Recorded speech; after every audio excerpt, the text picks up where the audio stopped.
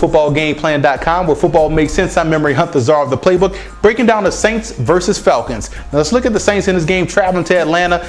Offensively, the way you take the crowd out of the game in the Georgia Dome, balance, balance, balance. And that's going to mean, I know this may sound weird, but taking the football a little bit out of Drew Brees' hands and putting it in the belly of Darren Sproles, Chris Ivory, Pierre Thomas. If Ingram is going to be healthy, put the ball inside his belly as well. You don't want Drew Brees throwing the football over 35, 40 times a game, because that's just going to leave yourself open for interceptions. And you know Grimes out there can jump out the gym. We call him Mega Man out here in the studio. But you have to have that balance, have that offensive game plan going where you're going to do 50 run, 50 pass. Don't let Drew Brees break another Saints record in the passing game this week, because it's going to lead to a loss if they can't run the football. Now, defensively, coming in, the linebackers can cheat up a little bit to assist the run. If you feel as though the Falcons are in the obvious running situations, don't hesitate to cheat up. When I look at the Saints defense, I see the linebackers a little bit off the ball than usual, and the secondary is still out there playing 17 yards off the wide receivers, the corners are. So the linebackers can cheat up in the run game. That way you could beat Michael Turner to the punch, because that's going to be important. And you have to win on first down. If you win on first down against the Atlanta Falcons, what's going to happen? You put Matt Ryan in a situation where you're going to try to make him become Drew Brees, where he can convert those third downs at a high rate. Matt Ryan hasn't proved he can do so. He operates well off play action. Win on first down, cheat those linebackers up, beat Michael Turner to the punch, and they could have some success. Now the Falcons have to come into this game. I look at the matchup.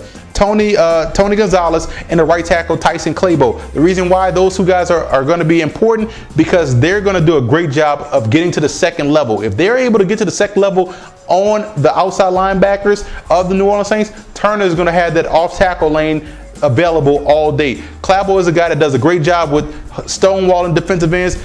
Tony Gonzalez may not be the best blocker in the league, but he does a great job of reaching. If he reach blocks the linebacker won't be able to get off and make the tackle. So those guys have to have a huge day versus those outside linebackers of the Saints, because they're not as aggressive in attacking the run downhill. They're peekaboo linebackers, wait and see linebackers, and if you wait and see, you're going to get blocked. So those two guys have to have a huge day. And you want to isolate Lee Torrance. We don't know if Tracy Porter is going to be healthy right now for the Saints.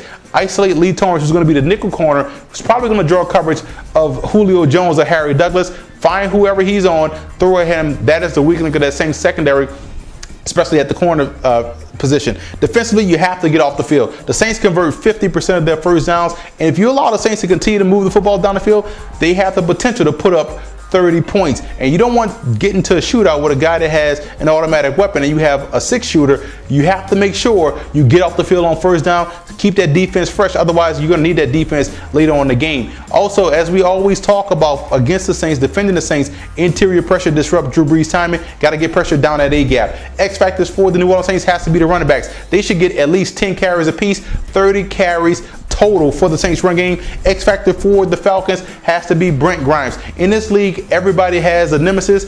Drew Brees' arch nemesis is Brent Grimes, the guy that could jump out the stadium. And I'm going with the Falcons in this game. I think the Falcons match up well this year versus the Saints. And with the emergence of Julio Jones and the injured Saints secondary and the inability to stop the run, the Falcons will probably win this ball game, which is why I'm going with Atlanta. Sorry, Mom, I can't come home this year for Thanksgiving because I picked against the Saints. For more NFL previews, visit footballgameplan.com/NFL or visit our YouTube channel at youtube.com/footballgameplan. And listen to the Football Game Plan radio show, which airs Saturdays 11 a.m. Eastern Time at blogtalkradio.com/footballgameplan.